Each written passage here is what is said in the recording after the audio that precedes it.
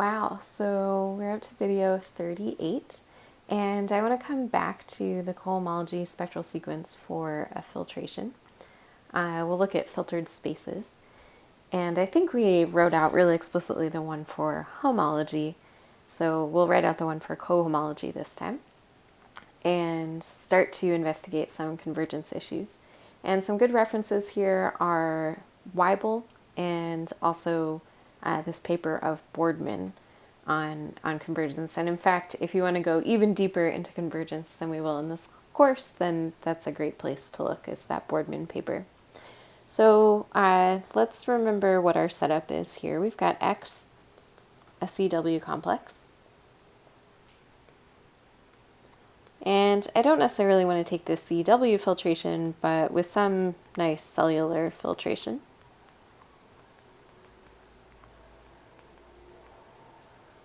So I've got the empty set is my X minus 1, and then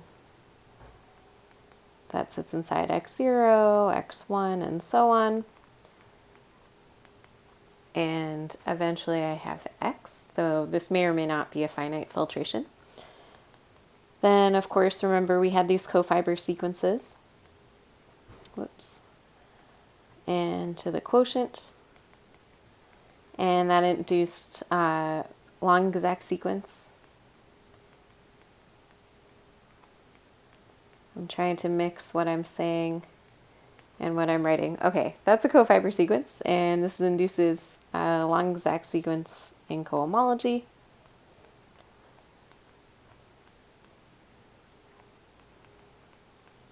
And that gave us an unraveled exact couple, or the sort of compact version, if you like. I find it helpful to think about the unraveled exact couple, so I'm going to draw that again. Let me give myself some space here. So maybe at the top here I have hn minus 1 of xp plus 3 goes to hn minus 1 of xp plus 2. Remember, this is homology, so things look a little bit backwards, or sorry, cohomology, so things look a little bit backwards. Off to a good start here. Okay, then I've got xp plus 3, comma, xp plus 2, so I've got this cohomology of the filtration quotients, that's my j, and then I've got k, and that'll take me to hn of xp plus 3, and then hn of xp plus 2, and it keeps going. That was I and j again.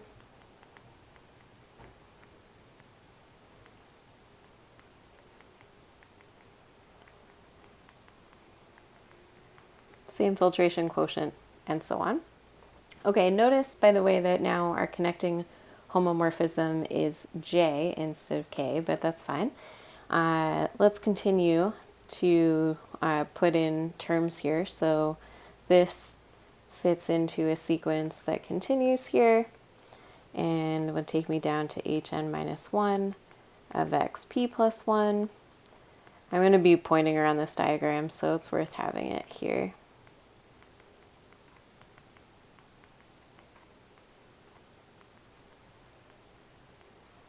Then I've got hn of xp plus 1, and j, my connecting homomorphism, takes me to hn plus 1 of the filtration quotient.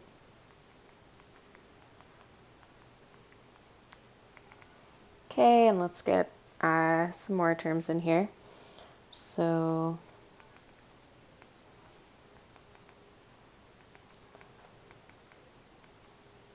trying to remember how far I wanted to go down here. Oh, and I already forgot to label my maps, though I think you know what they are at this point. Okay.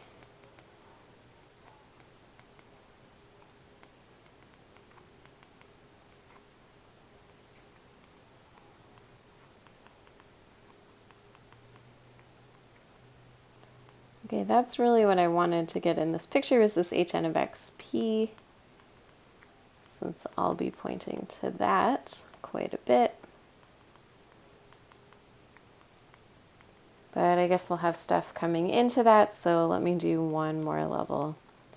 Thanks for bearing with me here, or feel free to skip ahead in the video, of course.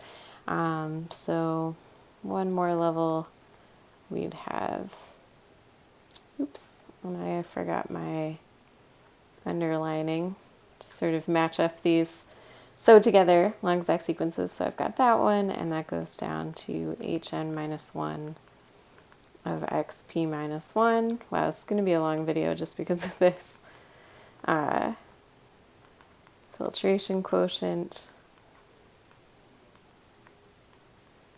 Okay, let's stop there. Of course, I could keep going forever, and let's not do that. Okay, so what's the point of all of this? We said long ago that we get a first quadrant spectral sequence that looks like it has E1 page, E1PQ. I guess we actually wrote this explicit one down for homology, but now for cohomology, we have HP plus Q of our filtration quotients. And then this converges to, started thinking I was writing my unraveled exact couple still, it lasted so long. Okay. Then we've got HP plus Q of X is what this is supposed to cook up. So what I want to do now is start to really unravel that statement in detail and be more precise and prove some more things. So let's dive into it. Unfortunately, my screen is only so big, so even as I talk about this thing, I'm going to have to scroll it off screen. If I was able to write smaller, that would help, but alas, here we are. So please excuse, there will be a lot of scrolling in this video. But okay, so I want to define ZRPQ. These are going to be my cycles or cocycles, I suppose. And these are going to be all the elements of HP plus Q of the filtration quotient, where I apply K to that X, and I get something that's in the image of I to the R minus 1. Okay, so I think of this as saying these are things that I start, say, here. I'm thinking of my N as P plus Q as usual. So I start here, I take some little X, and I map it over, and I say how far up can I lift it up the diagram. Remember, the whole game we played here was that if you send this over by J and you get 0, well, then there was something here. I don't mean 0, I mean there's just something here, say Y. And because of the exactness here, if this Y goes to 0, then there's something that it lifts to up here. Running out of letters, how about A? Okay, but then I can push A over, that's my D2 differential, and if I get 0, well, then same, use exactness here to lift it back to something here, and so on. And so keep lifting up the diagram. Okay, so this ZRPQ is essentially things that I can define my, and now I'm going to get it wrong, so I need to be careful. I want to say that I can lift this up the diagram R minus 1 times, so that means that I can define a dr differential on these things. Okay. Yes, that is what I mean. Maybe I should have said before I started getting into this, defining all of these things precisely, just remind you kind of how this worked. So I sort of just pointed to it, but our D1 is just J after K, and our D2 was, well, sort of J after I inverse after K. And the whole point of what I want to do right now is not say sort of. I want to give you precise description. But why is that sort of? Well, the point was if you do J after K and you get 0, then you have something here and you can lift it up, just that same game that we just played, and that's how we define our D2 differential. So it looks like that.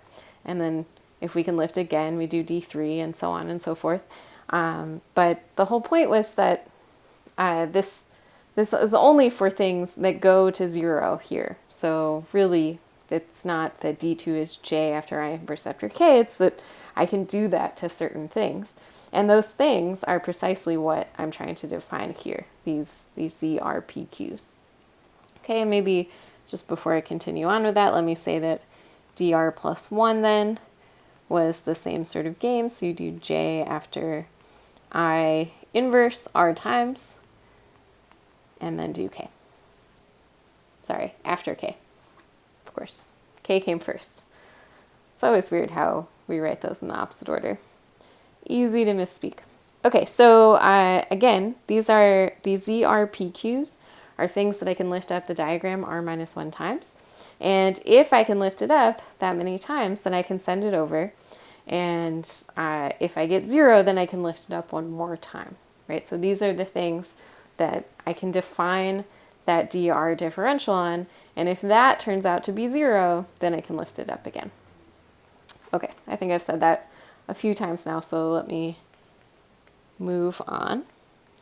I want to define the coboundaries, BRPQ.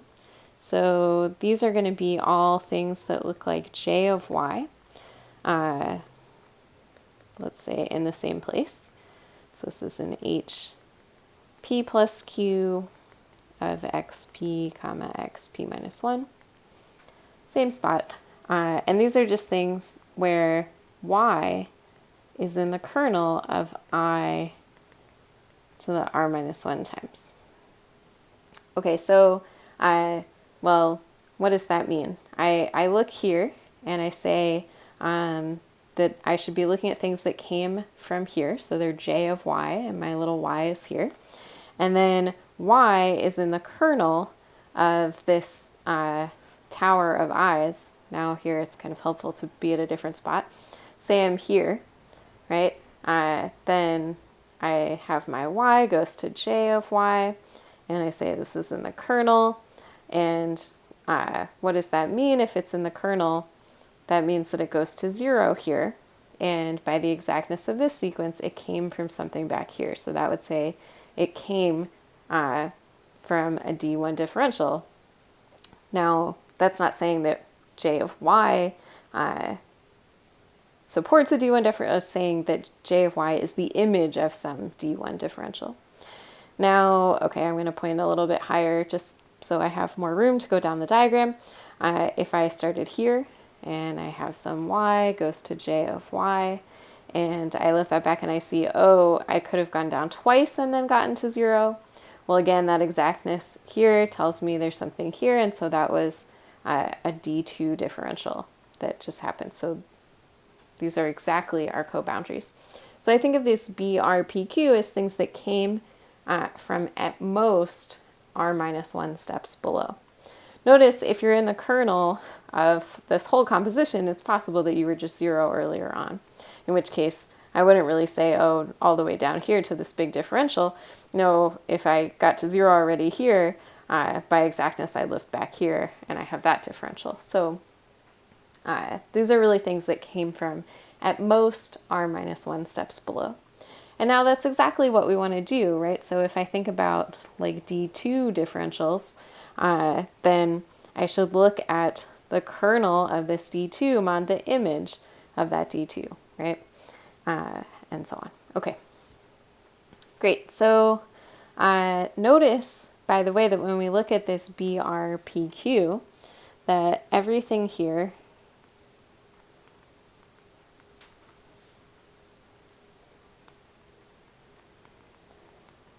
is killed by K. That's just because it's J of something, right? And K after J is 0, because then we're in the same long exact sequence. Okay, so that tells me, in particular, that BRPQ is contained in ZRPQ. Right? If I am killed by K, then I land, so I'm something here that came from J and then it got killed by K, so it goes to 0. And 0 lifts up forever. You can just keep lifting by 0. You can't really mess that up, though there may be choices of lists. Maybe they're not all 0, but certainly 0 is a choice you could make. And so, yeah, that's going to lift up. So that's actually true. Maybe let me write. And in fact, these BRPQs are contained in, I'll call it ZSPQ. This is really for all S. Okay, because you can lift 0 up arbitrarily far. Can't run into trouble there. Well, I suppose you could take different weird choices of lists and run into trouble, but you could just do 0 and then you're good. Okay, I want to think about how these things relate to each other a little bit more. So let's notice that also ZR plus 1 PQ is contained in ZRPQ. That's because if I can lift up R times, then I could have lifted up R minus 1 times, right? Just lift a little less. And BRPQ is contained in BR plus 1 PQ. So again, if you came from at most R steps down, then you also came from at most R plus 1 steps down. Okay, great. So now we can define ZPQ infinity. And this is going to help us define our E infinity term of the spectral sequence. So these are going to be the intersection of all the ZRPQ. Okay, so really I can make this definition in even more general setting. And I don't know that this filtration is finite, and maybe I don't even know that it's finite in either direction. Of course, I'm talking about a space, so that seems tricky in this particular case, but in general, we could have much more complicated things. So we'll always define ZPQ infinity in this way. It's just going to be the intersection of all of these things, but we will still always have this kind of nesting, and so that's really just saying take the inverse limit, and then BPQ infinity we're going to define to be, well, those are nested the other way, so let's take the union of all of those.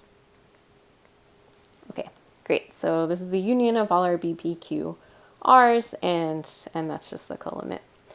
Great, so now we have this sequence where they all fit together.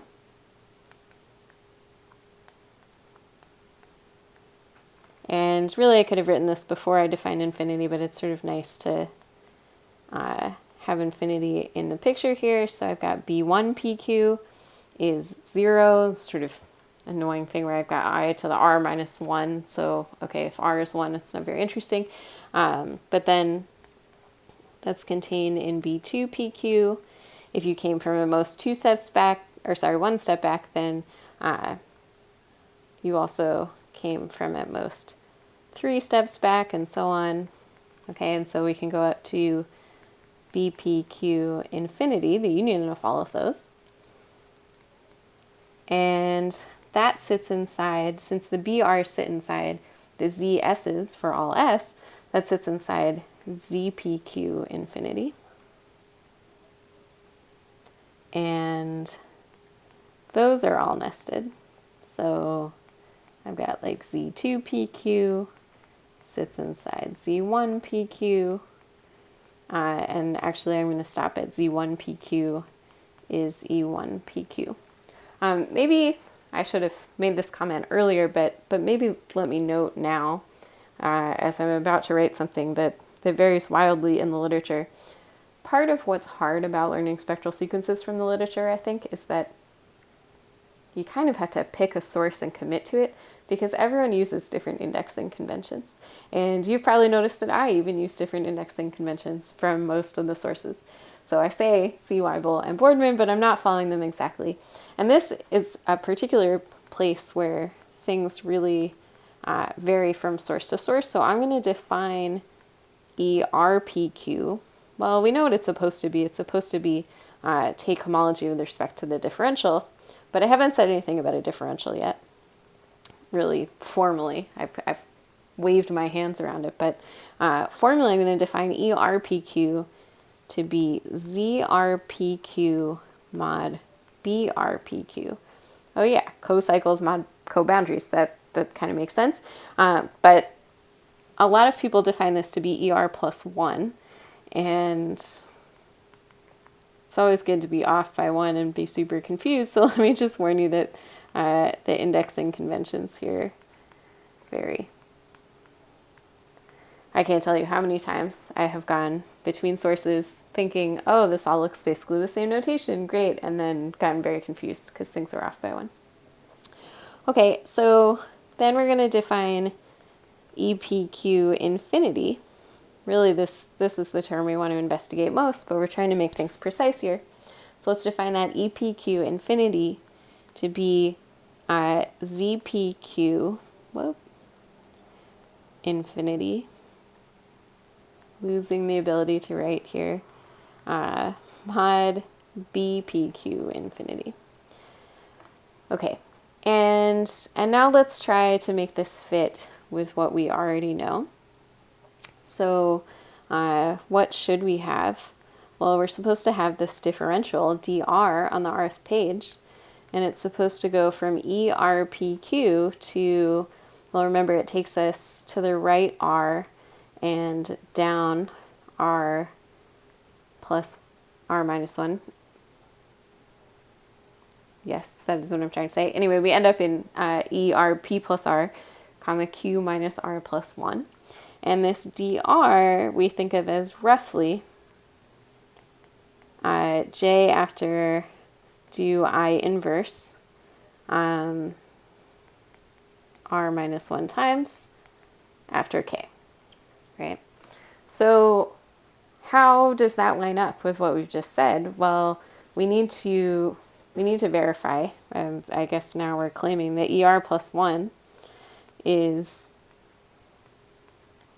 ZR plus 1 mod BR plus 1. I could actually just think of these as bi-graded modules and sort of take them all together. But also the story that we've been told, and by that I mean the story that I told you, but also the story you'll find in most books, is that this r plus first page is supposed to be the homology of the rth page with respect to this differential. Okay, and in a sense, by defining the ZPQ and BRPQ without mentioning a differential, these don't seem to match up at the moment. So, gosh, this video is already getting long, so I think I'm just going to pause the video so that you can take a break, but then let me just come right back into it and we'll verify that these two agree.